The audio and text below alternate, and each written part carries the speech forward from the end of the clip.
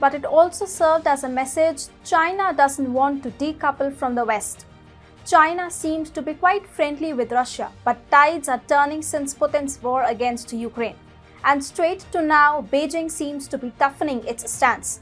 Hi and welcome to TFI Global, the foreign affairs and geopolitical analysis arm of TFI Media Group. I'm your host Tejasvi Malhotra. Let's begin. In what seems like China's decision to cooperate with the West at the cost of its relationship with Russia, the Xi Jinping administration has taken two important decisions. First, ending UnionPay's cooperation with Russian banks, and second, ending space ties with Russia. When Putin launched an invasion of Ukraine, Visa and MasterCard suspended their operations in Russia. Therefore, several banks in the country planned to issue China's UnionPay cards as an alternative to the Western payment networks. However, China's UnionPay has now refused to cooperate with Russia's biggest lender, Sberbank Bank, and has also suspended talks with other banks due to fears of secondary sanctions. RBC News quoted anonymous banking sources as saying the project to issue UnionPay cards is temporarily on hold.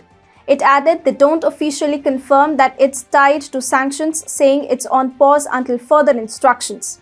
UnionPay has also suspended negotiations with other sanctioned banks in Russia, including the country's largest private lender Alfa Bank, VTB, and Okriti.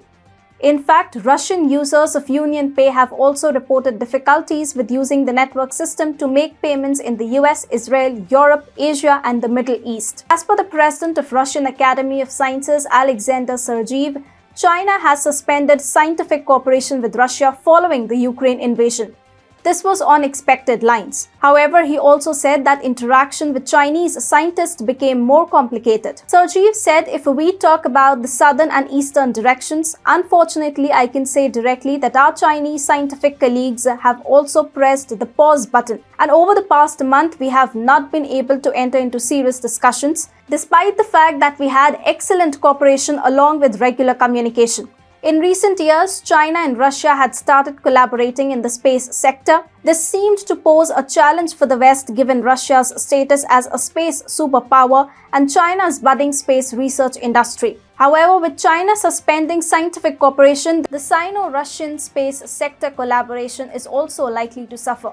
For China, it is again a matter of avoiding secondary sanctions by collaborating with sanctioned Russian agencies. Remember, China and Russia had only recently declared a no-limits friendship. In fact, the proclamation immediately preceded Putin's war in Ukraine.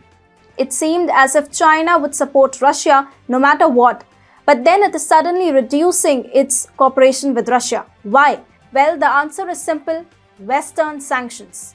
Despite all tensions, China and the West do have strong trade ties.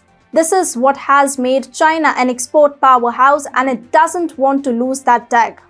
China remains reluctant to get caught in the web of Western sanctions, especially at a time when its economy isn't doing well and is presently getting damaged due to soaring COVID-19 cases. Only recently, Chinese President Xi Jinping made a call for greater global economic interaction while warning against decoupling by Western economies. It also called on the US and its allies to avoid bossing others around. He said that any effort to build barriers and decouple works against economic and market principles and would only harm others without benefiting oneself. What Xi said was couched as criticism of the West, but it also served as a message China doesn't want to decouple from the West. It wants to remain integrated with the US and its allies, which is why it also seems to be ending cooperation with Russia.